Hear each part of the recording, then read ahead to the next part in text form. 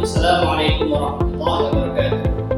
Perkenalkan, nama saya Muhammad Zainal Fadri, salah satu dosen di Prodi Ekonomi Islam, Fakultas Ekonomi dan Manajemen Universitas Darussalam. Saya memiliki ketertarikan di bidang ilmu ekonomi pembangunan, dan pada kesempatan kali ini izinkan saya untuk memberikan sedikit gambaran tentang mata kuliah yang akan kami gunakan sebagai syarat pengajuan sertifikasi dosen 2025 berupa penyusunan dokumen pernyataan diri dosen dalam unjuk kerja Tridharma Perguruan Tinggi atau yang biasa dikenal dengan PDD UKTP. Mata kuliah yang digunakan dalam kuliah tadi adalah kuliah Ekonomi Pembangunan Islam. Ekonomi Pembangunan Islam adalah salah satu mata kuliah wajib di Prodi Ekonomi Islam Universitas Darussalam yang memiliki bobot sebesar 3 SKS. Mata kuliah ini bertujuan untuk membekali mahasiswa dengan pemahaman mendalam mengenai teori, konsep, dan prinsip dasar falsafah ekonomi pembangunan Islam. Adapun capaian pembelajaran mata kuliah Ekonomi Pembangunan Islam terdiri dari 3. 1. Mahasiswa mampu menjelaskan ruang lingkup ekonomi pembangunan Islam. 2. Mahasiswa mampu membedakan konsep ekonomi pembangunan Islam dan konvensional. Dan yang ketiga, mahasiswa mampu menganalisis permasalahan ekonomi pembangunan dengan pendekatan Islam. Materi-materi yang ada dalam mata kuliah ekonomi pembangunan Islam ini mencakup analisis kritis terhadap paradigma ekonomi pembangunan konvensional serta perbandingannya dengan pendekatan Islam dengan menyoroti isu-isu kontemporer di negara-negara Islam. Mahasiswa akan diajak untuk menganalisis peran pemerintah dan sektor swasta dalam pembangunan ekonomi serta mengkaji masalah pembangunan dan strategi Islam dalam mengatasinya, termasuk eksplorasi terhadap sumber-sumber pembiayaan syariah.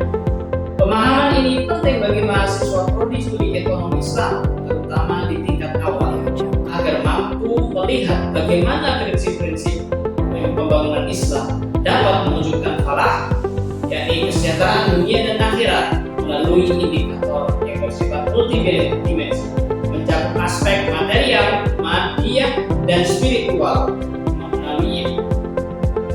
Adapun materi-materi yang akan dipelajari dalam mata kuliah ini terdiri dari 14 pembahasan. 1. Ruang lingkup ekonomi pembangunan Islam.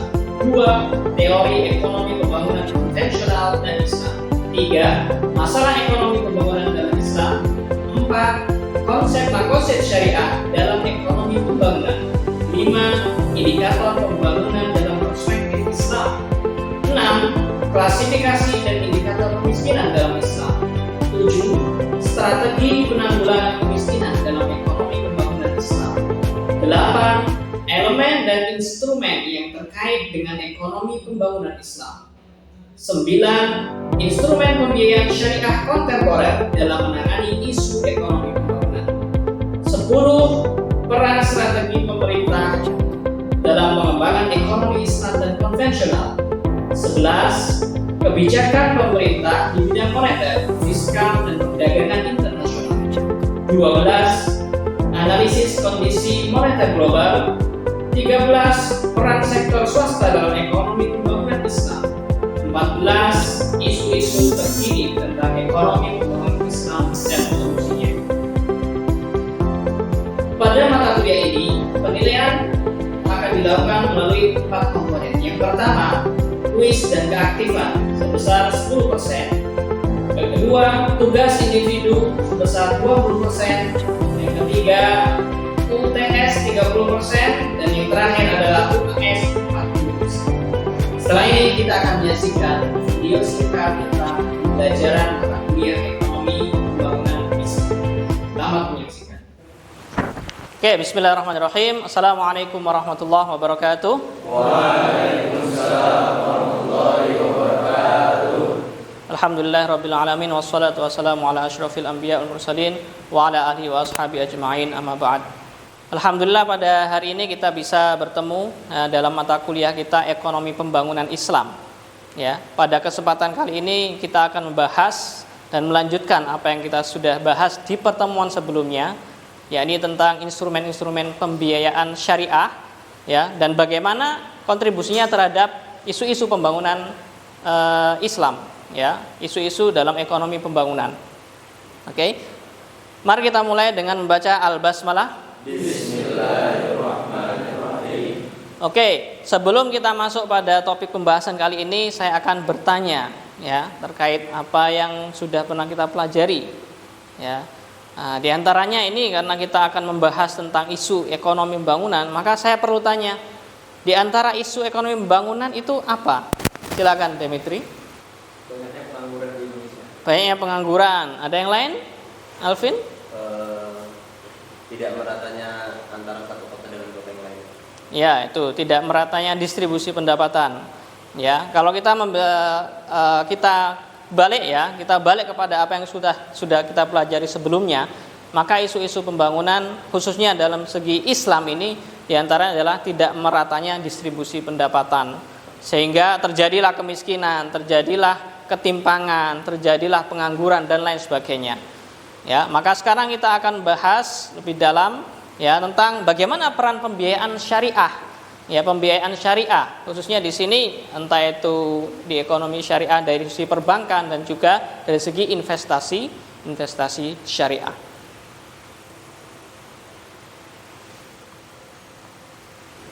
Oke, kalau kita membahas tentang apa sih sebenarnya instrumen-instrumen pembiayaan syariah itu yang sangat mempunyai peran penting atau mempunyai dampak penting terhadap isu-isu pembangunan.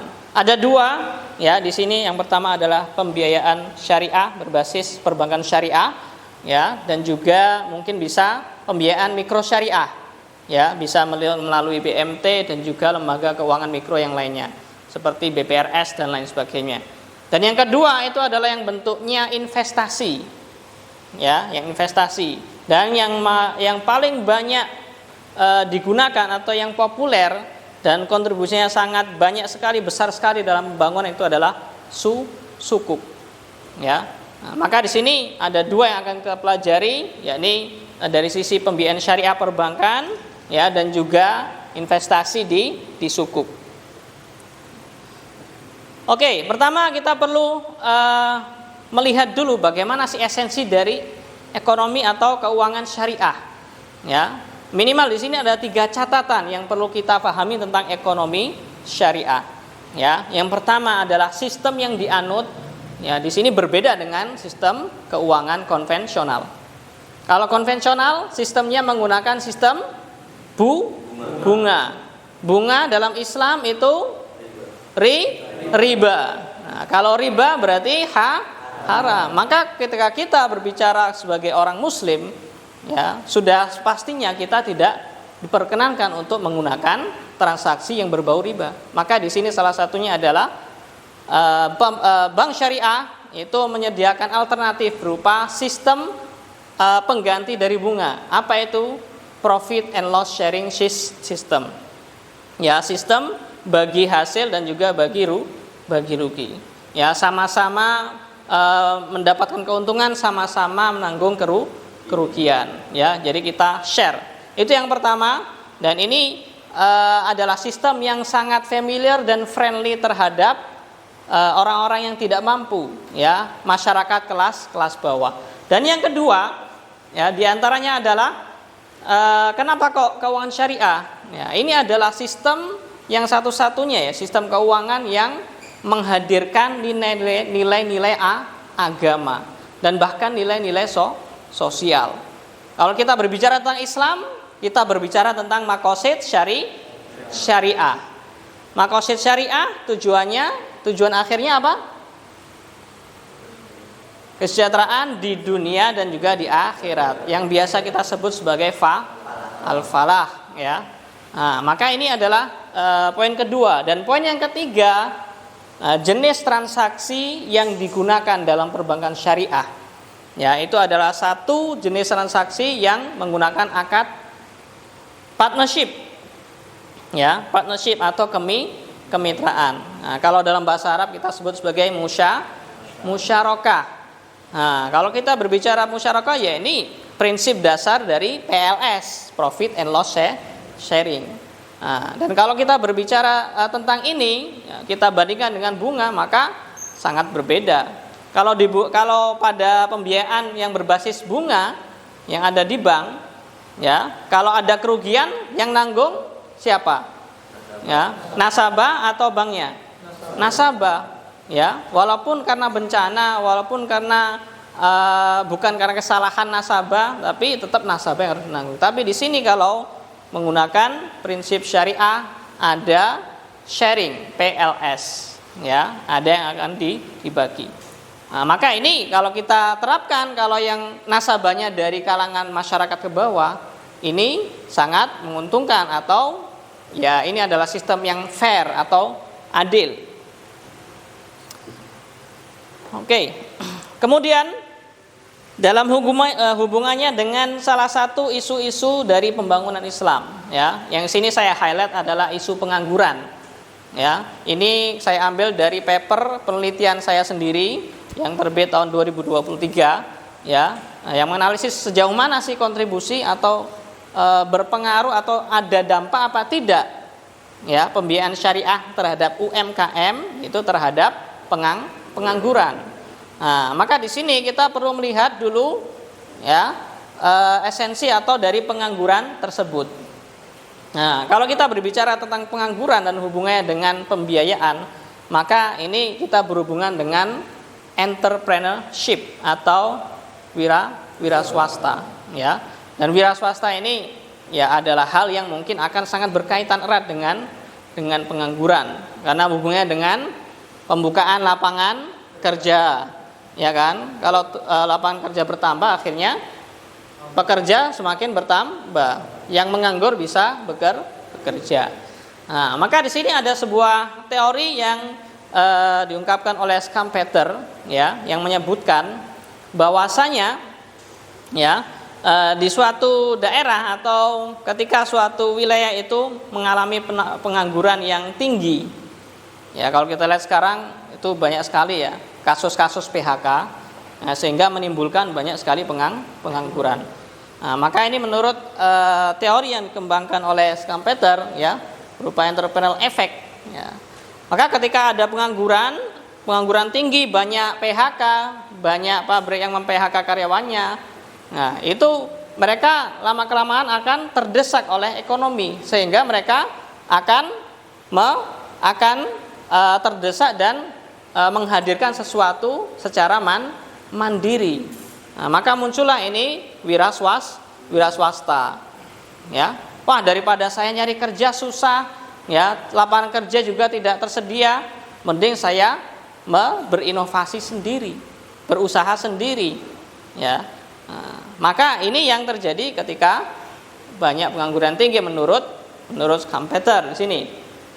Ya, nah, selain itu juga ada konsep unemployment push effect. Nah, unemployment push effect. Jadi ketika pengangguran tinggi, ya, maka orang-orang itu akan terdesak, ya, khususnya mereka yang menganggur tadi itu akan terdesak sehingga mereka beralih dari pengangguran beralih kepada kewirausahaan.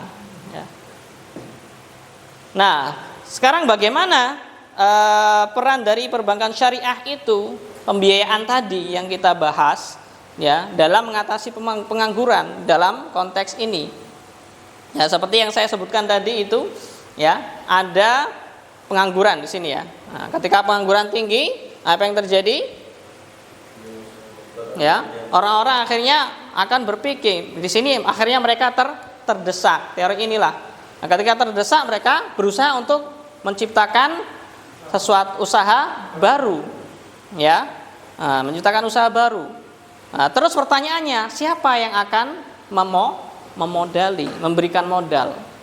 Ya, maka disinilah pembiayaan syariah, bank syariah itu hadir, ya, dengan menghadirkan pembiayaan yang ramah terhadap masyarakat kalangan bawah, ya.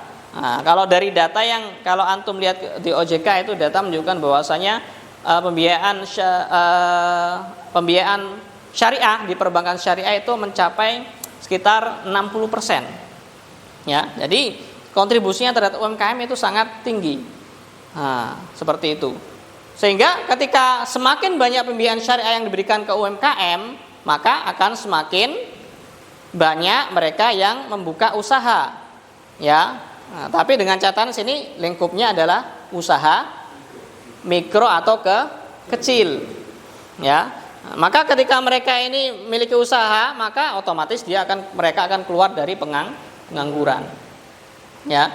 Ketika semakin banyak pembiayaan untuk UMKM, ya maka semakin banyak lapangan kerja.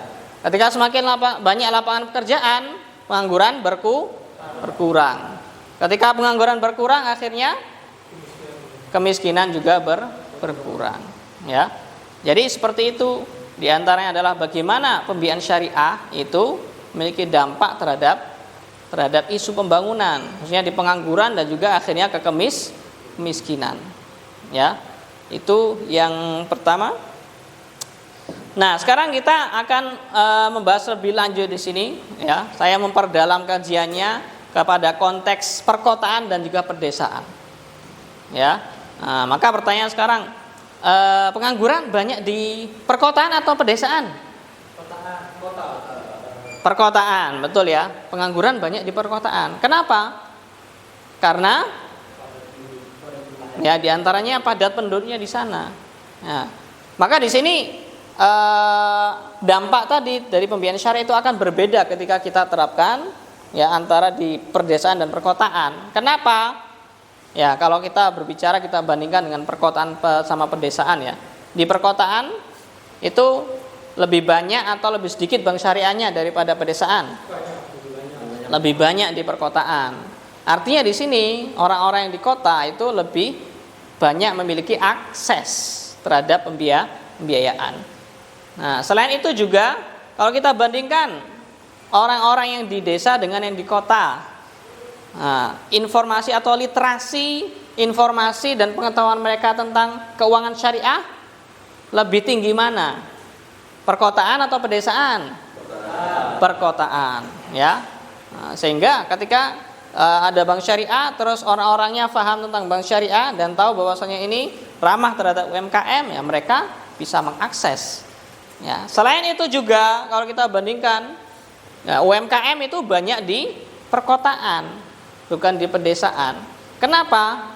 Kembali lagi, di perkotaan lebih banyak penduduknya, sehingga permintaan di sana juga lebih banyak. Ya, maka di sini dalam konteks ini, ya pembiayaan syariah tadi itu dampaknya lebih terasa dan sangat nyata di wilayah perkotaan daripada pedesaan. Oke? Nah, itu adalah dari sisi ekonomi pembangunan, isunya berupa isu pengangguran ya, dan juga untuk selanjutnya adalah sukuk. Ya. Untuk selanjutnya adalah sukuk. Nah, kalau kita berbicara tentang sukuk itu adalah salah satu bentuk investasi. Ya. Nah, antum ketika mempunyai HP itu antum sudah bisa untuk menjadi investor. Karena sekarang investasi itu tidak harus besar sekali, ya antum bisa berinvestasi dengan nominal yang kecil ya dari sukuk ini. Nah, di sini sukuk ini memiliki daya tarik yang berbeda dengan pembiayaan syariah. Kalau pembiayaan syariah tadi lebih banyak ke UMKM, ya magnetnya lebih banyak ke UMKM. Nah, maka kalau kita aplikasikan di Indonesia itu sangat cocok ya. Nah, kalau untuk sukuk sendiri ini berarti wilayahnya lebih luas, ya, lebih luas. Nah, karena juga yang mengeluarkan atau yang menerbitkan sukuk itu biasanya adalah negara. Maka ada sukuk negara, biasanya antum kalau lihat itu ada SBSN dan lain sebagainya. Itu adalah surat berharga yang bisa kita lihat sebagai sukuk.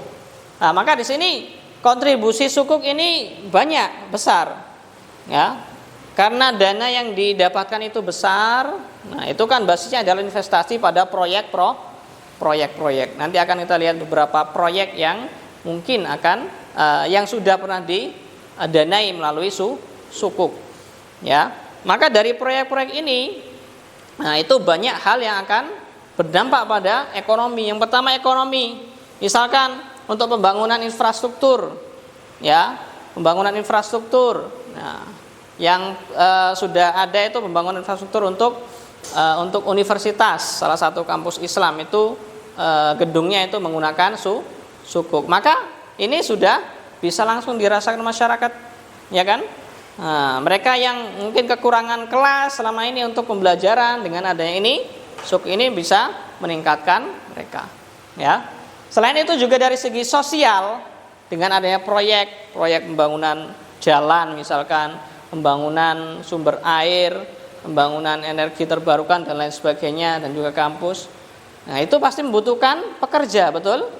Nah, maka pekerja ini akhirnya mereka yang asalnya mungkin ya tidak punya pekerjaan atau menganggur, ya karena tidak ada yang memberikan kerjaan, akhirnya bisa terserap untuk bekerja. Ya, maka ini bisa berdampak kepada penyerapan lapangan pekerjaan. Ini adalah di antara contoh dari beberapa proyek-proyek yang didanai melalui sukuk. Ya, ini adalah sukuk ST009, ya. Nah, itu proyeknya sudah banyak, mulai dari beberapa sektor, bahkan sampai KUA itu juga menjadi salah satu sektor yang didanai melalui sukuk. Ya, termasuk juga terminal, pertanian, ya, jalan, jembatan dan sebagainya. Nah, ini adalah salah satu contoh. Nah, maka tinggal kita cek saja mana yang langsung berdampak terhadap sosial. Dan selanjutnya di sini, nah, ini adalah bagaimana ilustrasi dari dana sukuk ketika dihadapkan dengan isu-isu pembangunan. Ya, kalau kita bicara isu pembangunan itu ada ekonomi, sosial dan juga lingkungan, ya, lingkungan. Nah, maka di sini kalau kita bisa ilustrasikan, ini adalah pertumbuhan ketika dana sukuk mendanai suatu proyek itu memiliki keragaman. Ada yang di sektor ekonomi, sosial dan juga lingkungan. Yang pasti nanti semua proyek itu akan bermuara ke pertumbuhan ekonomi, ya. Karena akan mungkin bertambah, ada pertambahan sarana prasarana dan juga infrastruktur yang dimiliki oleh suatu negara, sehingga di sini ekonomi menjadi tumbuh. Yang kedua juga lapangan pekerjaan seperti yang sudah saya sampaikan tadi, ya. Yang ketiga adalah peningkatan akses. Adanya jalan itu tidak serta-merta langsung mengurangi kemiskinan, ya. Nah, pengangguran mungkin, ya, tapi untuk mengurangi kemiskinan secara langsung tidak. Karena apa, ya? Kalau untuk transportasi ini lebih kepada bagaimana perpindahan seseorang dengan di satu tempat ke tempat yang lain. Akses untuk ke pasar misalkan, ya kan? Nah, kalau kita lihat ini jalan mungkin sangat krusial kalau kita kaitkan dengan wilayah-wilayah di Indonesia yang ada di entah itu Sumatera, Kalimantan dan lain sebagainya. Ya, nah, semuanya ini nanti itu akan mengurangi pengangguran dan juga akhirnya juga kemiskinan juga berkurang. Nah, itu adalah ilustrasi dari pembiayaan syariah dan juga pembiayaan syariah berbasis perbankan, ya, dan juga sukuk, ya, yang mungkin sangat perlu kita rekomendasikan. Ya, ini sangat direkomendasikan, dan namanya sukuk yang sering mengeluarkan di Indonesia adalah pemerintah melalui Kementerian Keuangan. Nah, mereka akhirnya dapat dana.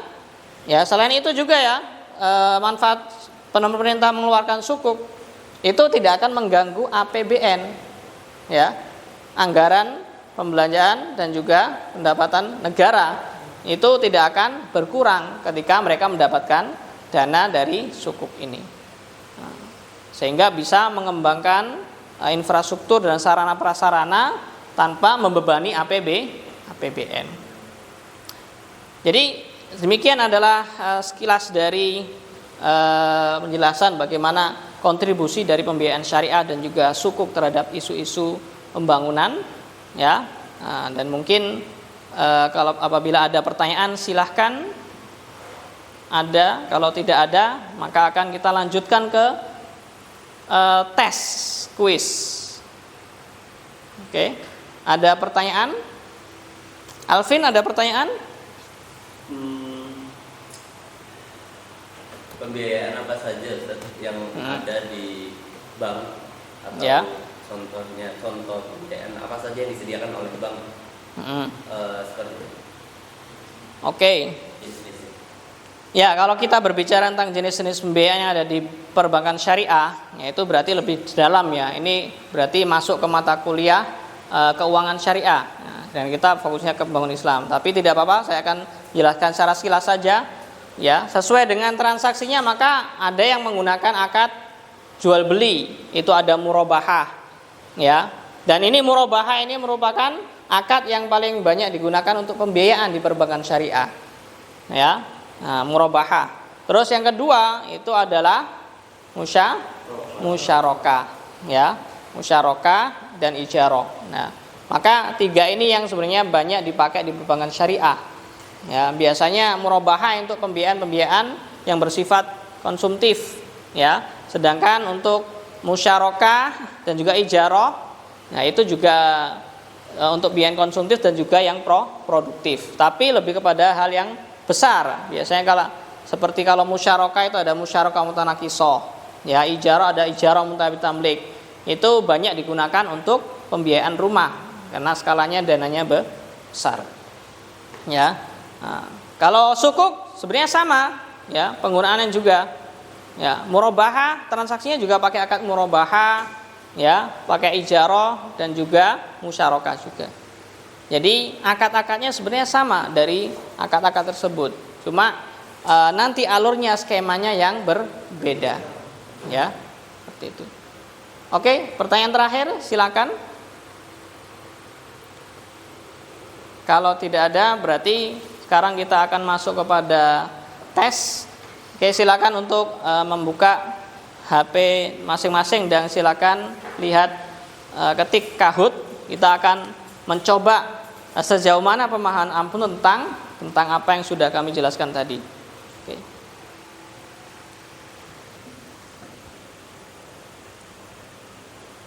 Apa prinsip utama yang mendasari sistem keuangan syariah? Ini pertanyaan pertama. Oke, baik, profit and loss sharing PLS. Pertanyaan selanjutnya, keuangan syariah dianggap mendukung keadilan sosial karena